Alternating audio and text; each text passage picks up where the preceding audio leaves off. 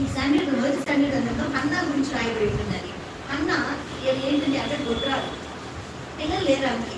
ఆయన భర్త ఎల్కానాకి 2 భార్యలు ఉన్నారు. 2వ భార్యకి గంపలుగా పిల్లలు పుట్టేస్తున్నారు. సంవత్సరం పిల్లలు పుట్టేస్తున్నారు. కానీ ఈయనకి ఏంటంటే పిల్లలే లేదట. కానీ 8వ వచనంలో ఏమని రాయబడి ఉంటుంది తెలుసా? ఎల్కానా వచ్చి తన భార్యను అడుగుతున్నాడు, అమ్మా నీకు 10 మంది కుమారుల కన్నా నేను అతి శ్రేష్ఠుడిని కదా నీకు? ఏమని అడుగుతున్నాడు ఆయన? నీకు 10 మంది పిల్లల కన్నా నేను గొప్పవాడిని కదా? నిజమే, భర్త గొప్పవాడే, పిల్లలు లేరు నీకు, కానీ నేను అంతకన్నా గొప్పవాడిని, 10 మంది కన్నా ఎక్కువైన వాడిని నీ దగ్గర ఉన్నాను కదా, నీకెందుకమ్మా బాధ, నీకెందుకమ్మా కష్టం? ఏడుస్తూ బాధపడుతూ దుఃఖపడుతున్నప్పుడు ఆయన ఓదారుస్తున్నాడు. కానీ హన్నా ఒక నిర్ణయం తీసుకున్నాడు, నువ్వు నా భర్తవే, నాకు 10 మంది కన్నా నువ్వు శ్రేష్ఠుడివే, నాకు విలువైన వాడివే, కానీ నీకైనా విలువైన వాడి నాకు ఒకరు ఉన్నారు. ఎవరు? దేవాది దేవుడైనా ఎక్కువ నాకు అంతకన్నా విలువైన వాడు నా దగ్గర ఉన్నాడు. ఆమె మనసు ఆ భర్త ఓదార్చినప్పుడు, నిజమే మనం దుఃఖంలో ఉంటాం, మన బాధల్లో ఉంటాం, మన తల్లిదండ్రులు లేకపోతే మన భర్త, మన పిల్లలు, లేకపోతే ఇంకెవరితో స్నేహితులు ఓదార్చినప్పుడు ఓదార్పు మనకి కలుగుతుంది అనిపిస్తుంది. దాని తర్వాత కానీ దీనికి ఓదార్పు కలగలేదట. తన భర్తగా ఎంతో ప్రేమిస్తున్నాడు, 2 పాలు ఎక్కువ ఇస్తాడట తన ఇంకొక భార్య కన్నా కూడా. అంతగా ప్రేమిస్తున్నాడు ఆయన.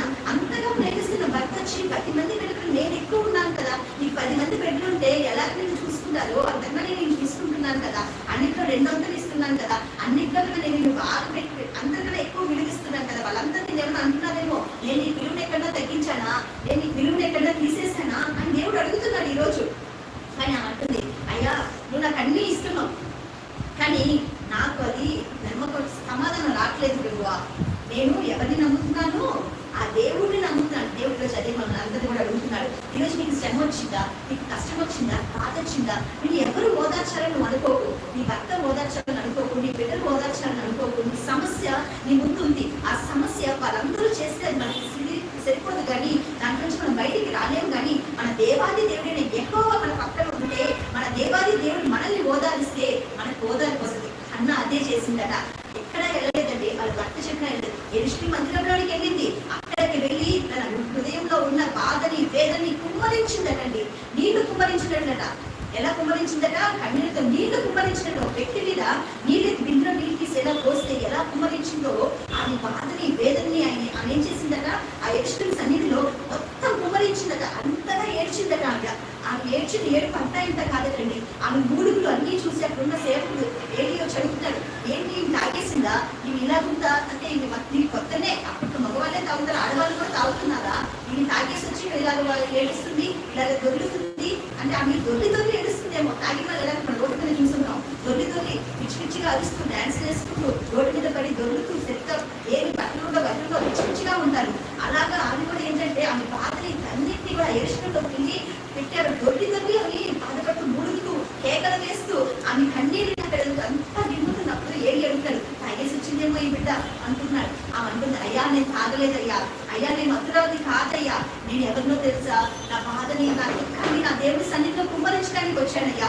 ఈరోజు మీరు కూడా మీ హృదయంలో ఉన్న బాధని వేదని మీరు ఎక్కడికి వెళ్ళి కుమ్మరించాల్సిన అవసరం లేదు, కానీ దేవుడి సన్నిధిలో మీరు కుమ్మరించినట్లే ఆ దేవాది దేవుడు నిశ్చయంగా మీకు సహాయం చేస్తారని చెప్తాడు. అందుకని ఆయన అంటున్నాడు, నువ్వు మనుషుల్ని నమ్మకు బిడ్డ, నువ్వు మనుషుల వైపు చూడకు బిడ్డ అంటున్నాడు ఆయన. నీ ఆస్తిపాస్తులను చూడకు బిడ్డ, నీ యొక్క ధనాన్ని చూడకు, నీ చదువును అసలే చూడకు, నీ బలాన్ని చూడకు, నీ బ్యాక్గ్రౌండ్ చూడకు, దేన్ని నువ్వు చూడకు.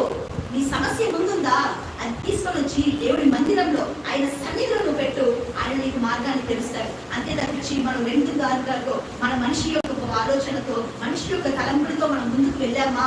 దేవుడితో మనం పోరాడాలా? ఎవరితో పోరాడాలి? దేవుడితో పోరాడాలా? నిజం, దేవుడికి అసాధ్యమైనది ఏది లేదండి, సమస్తము ఆయనకు సాధ్యమే. ఆయన ఎండిపోయిన వాటినట పచ్చగా మార్చగలడట, పచ్చని వాటిని ఎండుగా చేయగల దేవుడట. ఆయనకు అసాధ్యమైనది ఏదైనా ఉందా? మనుషులు చేయలేని పనులన్నీ దేవుడు చేస్తాడట. ఒక్కరోజు చూడండి, అహరోను తలని రాత్రి కలితే చిలింప చేశాడట, పూలు చేశాడట, బాగా కాయింప చేశాడట. ఎలాగా? అదేమైనా బాగా చిగురించిన చెట్ట, లేకపోతే మంచిగా ఉన్న కాయలు ఉన్న తీసుకొని వచ్చి పెట్టి అక్కడ చేశాడా? లేదే లేదు. ఎండిపోయిన కొమ్మట, ఎండిపోయిన వీటిలో పడిన ఒక కొమ్మను తీసుకొని వచ్చాడట. ఆ కొమ్మను తీసుకొని వచ్చి దాన్ని రాత్రే చిగురింప చేసి పువ్వులు పూయించి బాదాం కాయింప చేసిన దేవుడు మన జీవితాన్ని మార్చడా? మన జీవితంలో ఉన్న సమస్యలను తీర్చలేడా ఆయన? మన జీవితంలో ఉన్న కష్టాలను తొలగలేడా? ప్రతి సెకండ్ కూడా ఈరోజు దేని నిమిత్తంతో దుఃఖపడుతున్నా సరే, దేని నిమిత్తం సరే, 10 మంది నీతో మాట్లాడుతున్నారా, మీరు అవమానిస్తున్నారా, నీ మీద నిందలు వేస్తున్నారా, ఆయన నిందల్ని ఆశీర్వాదాలుగా మార్చే దేవుడు ఆయన, నీ అవమానాన్ని ఘనతగా మార్చే దేవుడు ఆయన. నీ మీద చెప్తున్న ప్రతి మాట ప్రతిదీ కూడా దేవుడు దాన్ని మార్చివేసి